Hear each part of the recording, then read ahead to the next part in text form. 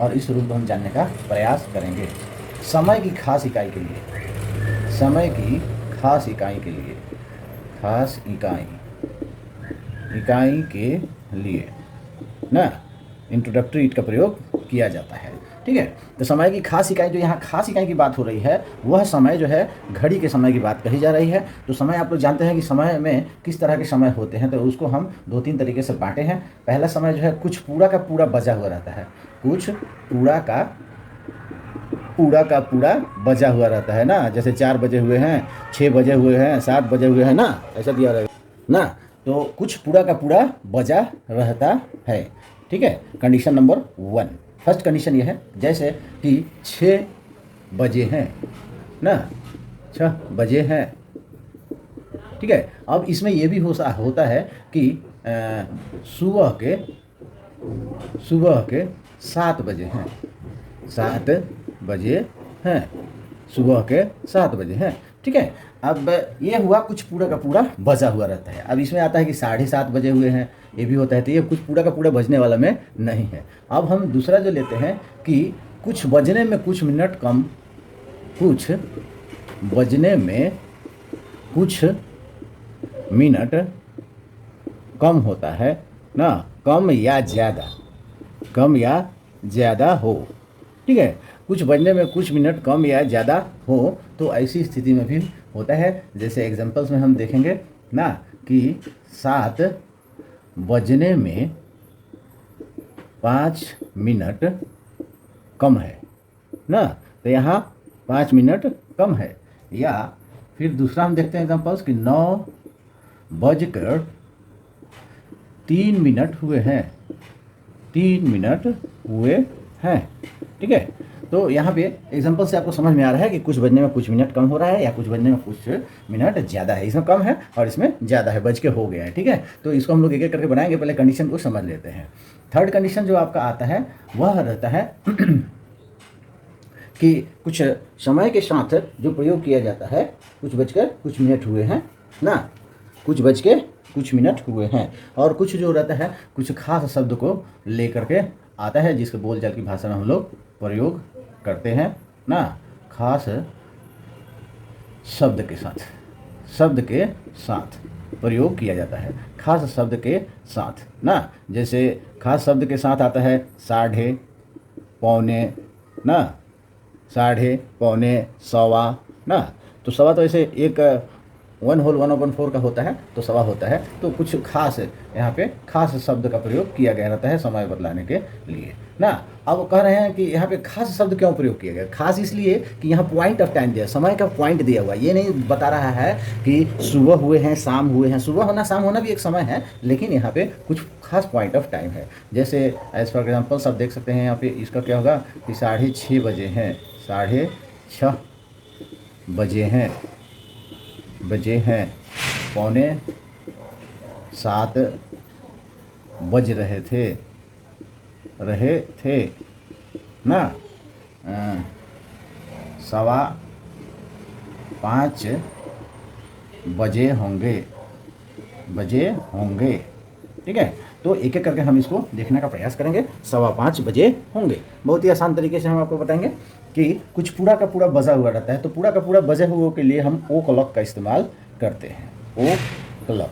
ठीक है, लेकिन जब हम उसमें समय सूचक शब्द दिया हुआ है, वो पार्टिकुलर समय जो दिया हुआ है, वो पार्टिकुलर समय कितने बजे का है ना, तो हम उसके लिए AM PM का प्रयोग करते हैं। किसका? AM और PM, अर्थात एंटी मेरिडियन और पास्ट मेरिडियन।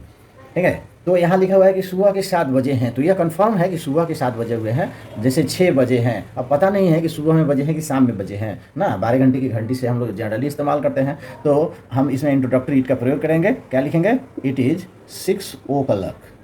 ठीक है, अब यहाँ ध्यान रखेंगे कि हम समय बता रहे हैं, अतः यहाँ पे अंक का प्रयोग करेंगे, अक्षर का प्रयोग नहीं करेंगे। यहाँ ऐसा x6 नहीं लिखेंगे, हालांकि वो भी सही ही माना जाएगा, लेकिन जब समय बताया जाता है तो समय तो अंक में ही होना चाहिए, इसलिए 6 o'clock लिखा गया ना। लेकिन अगर सुबह के 7 बजे हैं तो AM PM को जानना होगा कि AM का प्रयोग कहाँ होता है और PM का प्रयोग कहाँ होता है। तो AM यानी आपको रात्रि को 12 बजे के बाद AM का प्रयोग किया जाता है ना। रात्रि के जब 12 बजते हैं ना, तो वहाँ पे 00 आ जाता है समय 12 बजते हैं रात्रि को, तो 00 समय आता है, सब जीरो हो जाता है। रेलवे स्टेशन पे जाएंगे जो 24 घंटा का घंटी बजता है उसमें 00 हो जाता है, और वहाँ से 12:01 होगा तो ऐसे लिखा जाता है। अब यहाँ से हमारा क्या शुरू हो जाता है, AM शुरू हो जाता है, यानी रात्रि के 12 बजे के बाद सुबह के 12 बजे तक, यानी 12 बजे तक हम AM का प्रयोग करते हैं। लेकिन जैसे ही दिन के 12:01 होता है ना, हालांकि वो 1 सेकेंड उसको नहीं देखा जाता है, सेकेंड तो मान के चलिए, लेकिन सेकेंड को तो भाई कोई बताता नहीं, उतना जल्दी हम देख नहीं सकते, समय किसी को बताएंगे तो कितना सेकेंड निकल चुका होता है ना।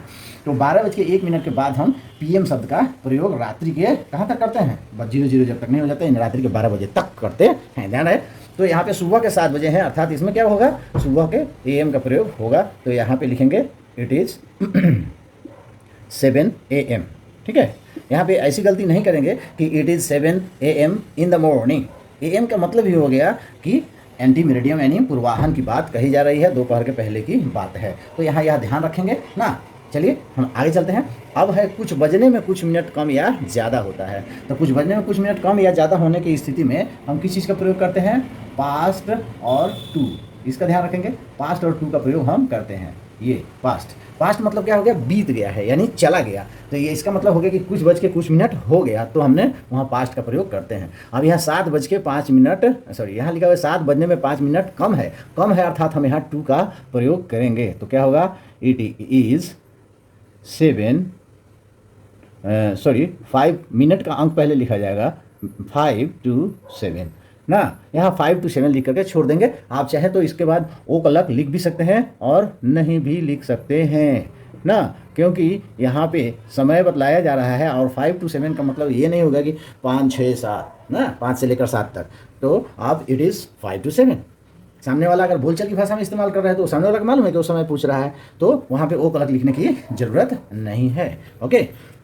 और बोलचाल की भाषा में चाहे तो आप इट इज़ 6 o'clock यहाँ पे लिखा हुआ है, तो आप इट इज़ 6 भी कर सकते हैं, वो समझिएगा सामने वाला कि 6 बजे हुए हैं। लेकिन अब यहाँ पे दिया हुआ है कि 9:03 हुए हैं। अगर यहाँ पे थाथे थी रहता, जैसे 6 बजे थे, तो वॉज सिर्फ हो जाएगा, और 6 बज रहे होंगे तो विल बी का प्रयोग किया जाता है। इसका ध्यान रखेंगे थोड़ा सा ना। इसमें इज़, वॉज और विल बी का प्रयोग होगा। फ्यूचर टेंस में विल बी और पास्ट टेंस में वॉज का प्रयोग किया जाएगा। 9:03 हुए हैं। अब यहाँ 5 का मिनट जो है वो 5 का गुणज होने पे यहाँ मिनट शब्द प्रयोग नहीं किया जाएगा।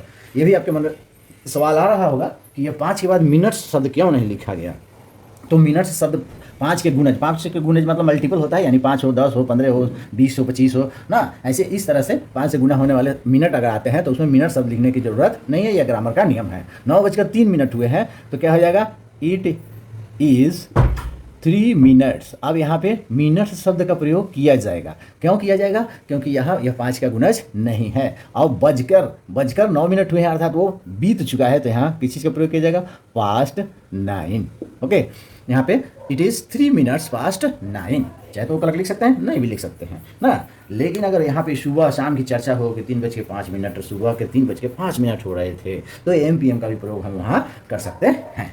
चलिए come to the point, next देखते हैं। अब ये आपको हमको आशा है कि आप पहला और दूसरा कंफर्म हो गए होंगे। यहाँ सबसे इंपॉर्टेंट यहाँ बच्चे जो कंफ्यूज करते हैं वो है AM PM में कंफ्यूज करते हैं, और AM PM का कंफ्यूजन ना हो इसीलिए रेलवे में जो है आपका समय जो दिखलाया जाता है वो 24 घंटे का दिखलाया जाता है। Is that clear. अब हम चलते हैं यहाँ पे। अब पास्ट और टू में भी कंफ्यूजन आपको नहीं होना चाहिए, क्योंकि पास्ट मतलब बीत गया, तो जो बज के कुछ मिनट हो गया और अभी कम है मतलब अभी पूरा नहीं है तो टू लगाएंगे। जैसे हम लोग बोलचाल की भाषा में गोइंग टू मार्केट कहते हैं, अर्थात हम बाजार भी नहीं पहुँचे, जा रहे हैं, अभी इधर ही हैं, तो टू का प्रयोग किए हैं ना।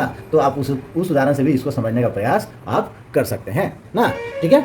अब चलिए हम नीचे की तरफ चलते हैं तो देखते हैं आगे कि खास शब्द के साथ साढ़े पौने अगर दिया रहता है तो साढ़े और पौने इस सब का तो अंग्रेजी होता है। तो साढ़े का अंग्रेजी होता है क्या, हाफ पास्ट। क्या होता है, हाफ पास्ट। आप जानते हैं साढ़े की अंग्रेजी क्या होगा, अगर नहीं जानते तो जान लीजिए, हाफ पास्ट। अब यहाँ भी देख रहे हैं कि हाफ मतलब आधा होता है और पास्ट मतलब बीत गया, मतलब आधा बीत जाता है, उसको हम साढ़े शब्द का इस्तेमाल प्रयोग करते हैं। तो 6:30 बजे हैं, यानी 6 बज के आधा घंटा बीत चुका है, तो इसका प्रयोग करेंगे, इट इज हाफ पास्ट 6 ना। आप ऐसे 1:06 भी लिख सकते हैं, नो प्रॉब्लम। तो 6:30 बजे हैं, इट इज हाफ पास्ट 6। और पौने के लिए क्या है, मतलब अभी कम है, तो यहाँ पे क्या लगाते हैं, क्वार्टर। अभी यह पौने कम है तो क्वार्टर 2 हो गया, और पौने थोड़ा सा बढ़ गया है तो यह हो जाएगा क्वार्टर पास्ट, यानी क्वार्टर बीत चुका है, समय का क्वार्टर पार्ट यानी 60 मिनट का क्वार्टर यानी आपका कितना मिनट, 15 मिनट बीत चुका है, तो ही हम सवा कहते हैं। सवा मतलब 1 बज के आगे जाएगा तब ना, या कोई भी संख्या है उसमें 15 मिनट आगे बढ़ गई यानी 3 पर सुई है तो 6:45 बज रहे थे, इसका क्या बनेगा, इट वॉज क्वार्टर, 7 नहीं बजा है इसमें, इसलिए क्या लगेगा 2, क्वार्टर टू 7। उसके बाद यहाँ इट विल बी, यहाँ पे होंगे है तो यहाँ क्या लगेगा, विल बी। इसमें तीनों चीज़ दिखाया गया है आपको, प्रेजेंट, पास्ट और फ्यूचर तीनों दिखाया गया है, ठीक है। अब यहाँ पे देखिए प्रेजेंट भी दिखाया गया है और थे भी लिखा हुआ है, और यहाँ फ्यूचर भी दिया, तो पास्ट के लिए वॉज, प्रेजेंट के लिए इज और फ्यूचर के लिए विल बी का प्रयोग किया जाता है। इट विल बी, अब यहाँ क्वार्टर पास्ट होगा क्योंकि सवा है तो बीत चुके हैं, तो 5 सवा बाद 5:15 बजे होंगे। It will be quarter past 5, ठीक है। इस प्रकार जो है ये हमारे समय सूचक शब्द बतलाने का प्रयास हमने किया है आपको। अब आइए हम छठा नियम जो आपको समय से संबंधित ही रिलेटेड है ना, प्राकृतिक घटनाओं में समय जो होता है समय बतलाने के लिए, समय की अवधि उसमें खास टाइम था, पॉइंट ऑफ टाइम था, इसमें समय की अवधि बताने में इंट्रोडक्टरी इट का प्रयोग किया जाता है। जैसे सुबह का समय ना, सुबह का समय है ना। अब यहाँ सिर्फ समय बतलाने के लिए ही प्रयोग नहीं किया जाता है, बल्कि हम सुबह के साथ में देखते हैं, हम यहाँ देखते हैं समय ही यहाँ पे नहीं बतलाया जाता है, समय के साथ साथ दिन, तारीख ना, दिन, तारीख, साल, इन सब की जगह हम चर्चा करते हैं उसमें भी हम इंट्रोडक्टरी इट का प्रयोग करते हैं। इसका हम खास ध्यान रखते हैं। आइए देखते हैं कैसे। सुबह का समय है तो यहाँ पे लिखते हैं इट इज़ मॉर्निंग ना, it is not the time of the morning, यहाँ पे टाइम ऑफ द मॉर्निंग नहीं लिखेंगे, इट इज़ मॉर्निंग मतलब सुबह का समय है। इस प्रकार समय की अवधि है, इसको सुबह का समय तो एक पॉइंट नहीं है ना, सुबह का समय कोई पॉइंट नहीं है, वो एक लंबी अवधि है, इसलिए समय की अवधि में इसका प्रयोग किया जाता है। सुबह का समय है, जैसे गर्मी का मौसम है, गर्मी का मौसम है, ठीक है, तो इसको हम बनाएंगे इट इज़ समर, ठीक है। नो नीड टू से हियर, यहाँ मौसम लिखने की ज़रूरत नहीं है क्योंकि समर जो है वो गर्मी का मौसम ही है, तो जो ऑलरेडी है उसके बारे में चर्चा करने की कोई ज़रूरत नहीं है। अच्छा है ना।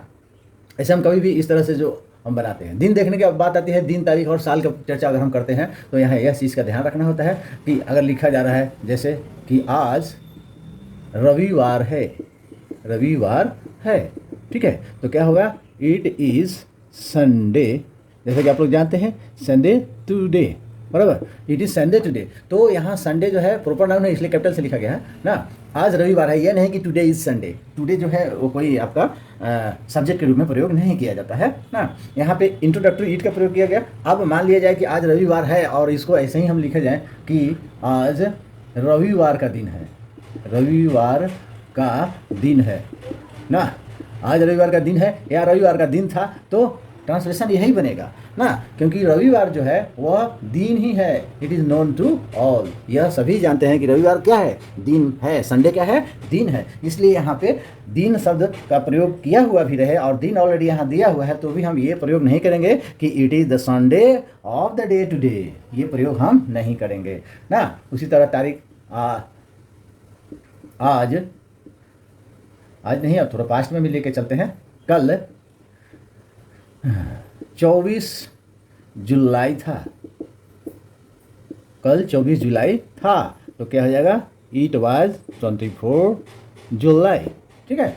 2022 का साल है ना, है, तो क्या हो जाएगा, इट इज़ 2022, यहाँ भी लिखने की जरूरत नहीं है, इट इज़ 2022 ईयर्स ना, it was the year of 2022, यहाँ इसी चीज़ को आपको बताने का हम प्रयास कर रहे थे।